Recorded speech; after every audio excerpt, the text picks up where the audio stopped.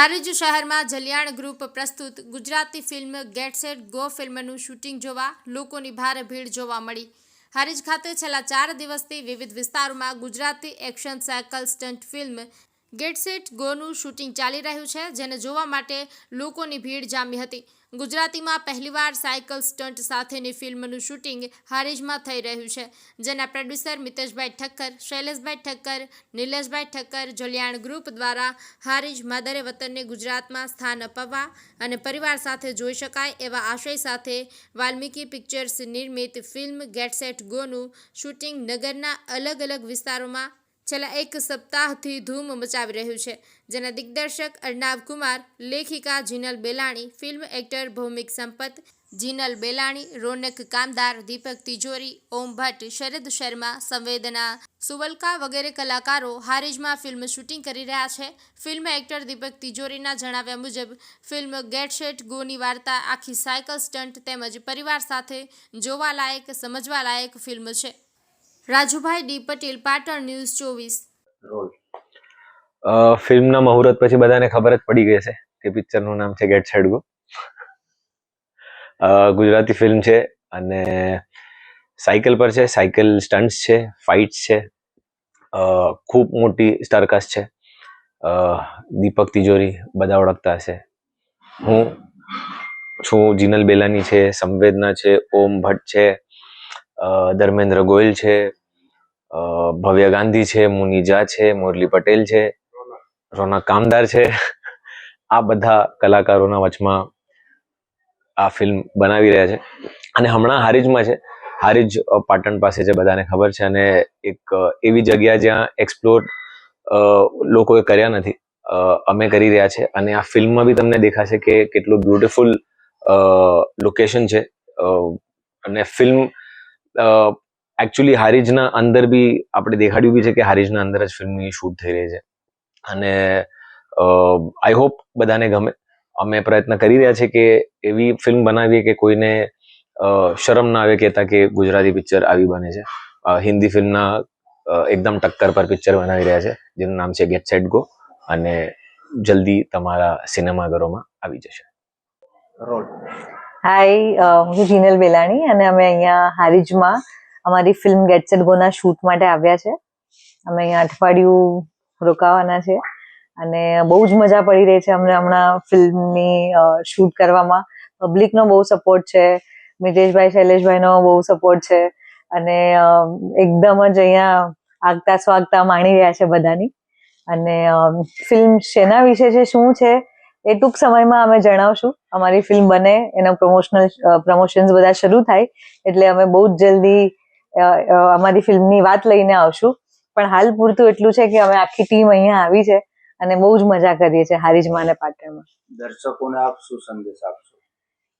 Film actually black મનીના અગેન્સ્ટમાં છે, એટલે પિક્ચરમાં તો સંદેશ એ જ મળે છે કે ટેક્સ ભરી લો, અને બ્લેક મનીના અગેન્સ્ટમાં અમે એક વાત લઈને આવ્યા છે, પણ એડવેન્ચર સાથે લઈને આવ્યા છે. સાયકલ સ્ટન્ટ્સ છે જે ગુજરાતી ફિલ્મ્સમાં પહેલી વાર આવ્યા છે, દીપક સર છે અને બાકી બી અમેઝિંગ ટીમ છે અમારી. તો we are just very excited. તો બહુ વર્ષો પછી હું એકચ્યુઅલીમાં અમદાવાદ આવ્યો.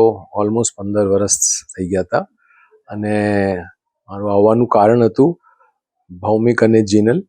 એ લોકો મને બોમ્બેમાં મળ્યા અને ઓલરેડી અહીંયા ગુજરાતી ફિલ્મોમાં આ લોકો સ્ટાર્સ છે, ઘણું કામ કર્યું છે એ લોકોએ. અને હું લગભગ 20-25 વર્ષ પહેલાં મેં એક ગુજરાતી ફિલ્મ કરી હતી. એ વખતે I was not very happy કે ગુજરાતી ફિલ્મોનું જે સ્ટેન્ડર્ડ હતું એ બહુ સારું નહોતું, અને મારી ઈચ્છા હતી કે હું જ્યારે બી પાછું ગુજરાતીમાં આવું તો ત્યાં સુધીમાં આઈ હોપ કે ગુજરાતી સિનેમા આખું બદલાઈ ગયો અને ચેન્જ થઈ ગયો, અને જે રીતના આપણે બોલિવૂડની ફિલ્મો જોતા હોય એવું કંઈક મને મળશે તો આઈ વિલ ડેફિનેટલી હું પ્રયત્ન કરીશ કે હું પાછો ગુજરાતીમાં આવું. અને ફોર્ચ્યુનેટલી આ લોકોએ જે મને સબ્જેક્ટ સંભળાવ્યો અને મને જે કોન્સેપ્ટ કીધો અને મને એટલું ગમ્યું, અને પ્લસ આ લોકો બેઓ બોમ્બેમાં આટલી બધું એ લોકોને એક્સપિરિયન્સ હતો એટલે મને એટલી ખાતરી હતી કે I was in safe hands. અને દેટ ઇઝ ધ રીઝન મેં વિચાર કર્યો કે મારે પણ આ ગુજરાતી ફિલ્મ કરવી છે. પણ પછી એ લોકોએ જે કોન્સેપ્ટ કીધો અને મારું જે કનેક્શન આ કોન્સેપ્ટ સાથેનું હતું એ બી મને બહુ જ ગમ્યું. તો સ્ટોરી, સ્ક્રીન પ્લે અને પ્લસ આખું જે રીતના લોકોએ બનાવ્યું હતું અને બધા ટેકનિશિયન્સ બી જે લોકોના હતા, જે લોકોની સાથે, એટલે અગત્યનો મારું ક્વેશ્ચન હતો કે ભાઈ ડિરેક્ટર્સ સારો છે, કેમેરામેન સારો છે, અને બધું આખું એકદમ ટોપ ક્વોલિટીનું હતું. તો આઈ ફેલ્ટ વેરી કમ્ફર્ટેબલ કે મને આમાં વિચાર કરવા જેવું કાંઈ છે નહીં, હવે હું એક પગલું આમાં ભરી જ લઉં. અને એના પછી ઓબ્વિયસલી જ્યારે મુહૂર્ત થયું ત્યારે હું મિતેશભાઈને ને બધાને મળ્યો, શૈલેષભાઈને, અને બહુ જ મજા આવી. એટલે આઈ ફીલ કે એક ફેમિલી જેવું છે અહીંયા. અને હમણાં હું જે શૂટિંગ કરવા આવ્યો છું, છેલ્લા 20 દિવસથી હું અહીંયા છું, અને આઈ ફીલ એટ હોમ. આ લોકો બધાએ એવું સરસ મને પ્રેમ આપ્યો છે, બહુ જ સારો મને ટેક કેર કર્યું છે. તો મને હવે ડેફિનેટલી એવું લાગે છે કે ગુજરાતી ફિલ્મોમાં હું આગળ વિચાર કરી શકું છું બીજા બધા ફિલ્મો કરવાનું. મેં વર્ષો પહેલા કરી હતી માડી જાયા. મારો એક દોસ્તાર હતો જે એક્ટર હતો હિન્દી ફિલ્મમાં, અને એ વખતે આપણે જ્યારે હિન્દી ફિલ્મો કરતા હોય ત્યારે ઘણા અસિસ્ટન્ટ ડિરેક્ટર્સ હોય ને, તો આપણે એ લોકોને કહી દઈએ ઘણી વાર કે તું ફિલ્મ બનાએગા તો મેં કरूँगा, ચલ તેરે સાથ મેં. એ લોકોની એવી ઈચ્છા હોય ને કે ક્યારે હું ડિરેક્ટર બનીશ. તો એમાંથી એક ગુજરાતી છોકરો હતો જે અસિસ્ટન્ટ હતો, અને એ વર્ષો પછી આવી ગયો મારી પાસે કોઈ પ્રોડ્યુસરને લઈને કે દીપકભાઈ તમે મને પ્રોમિસ કર્યું હતું. તો મેં કીધું ઠીક, મેં કીધું એઝ લોંગ એઝ તું પેલું જૂના જમાનાની ફિલ્મ ના બનાવતો હોય તો હું કરી લઈશ. એ વખતે પછી મેં એક ફિલ્મ કરી હતી માડી જાયા. અને જ્યારે હું માડી જાયા કરી રહ્યો હતો ત્યારે મારી ફ્રેન્ડશિપ કેમેરામેન સાથે બહુ સારી થઈ ગઈ હતી. તો મહેશભાઈ સાથે ટ્યુનિંગ એટલું સારું થઈ ગયું હતું. તો એમની પાસે બીજો એક પ્રોડ્યુસર હતો જેને પછી હું તું ને રમતુડી એક સાથે જ એ લોકોએ બધું પેકેજ બનાવી દીધું. એટલે પછી મેં કીધું કે નો પ્રોબ્લેમ, પછી મેં કરી એ ફિલ્મો. But I was not very happy. એટલે મને બહુ મજા નહીં આવી, કારણ કે મને ફીલ થતું હતું કે આપણે સ્ટેન્ડર્ડ બહુ સારું નથી, અને ગુજરાતી ફિલ્મોમાં હજી ઓડિયન્સનું એવું મન હતું કે આપણે હજી થિયેટરમાં જઈએ છીએ ગુજરાતી ફિલ્મો જોવા માટે. એ બધા દે વર નોટ વેરી બહુ આમ આગળ સામેથી એમ કહેતા ના હોય. એ લોકો બધું છુપાડતા હોય કે આપણે ગુજરાતી ફિલ્મો થિયેટરમાં જઈને જોઈએ છીએ, એવું શરમ આવતી હતી એ વખતે એ લોકોને. એટલે મને બી એમ હતું કે યાર કે હું આવી રીતના ગુજરાતી ફિલ્મો નહીં કરી શકું. અને હવે છેલ્લા 5 વર્ષથી 6 વર્ષથી જેટલું મેં સાંભળ્યું છે આફ્ટર કોવિડ, જે પ્રોગ્રેસ થઈ ગયો છે, જે આખો સિનેમા ચેન્જ થઈ ગયો છે, પ્લસ ઓડિયન્સ જે છે થિયેટરમાં જઈ રહ્યું છે.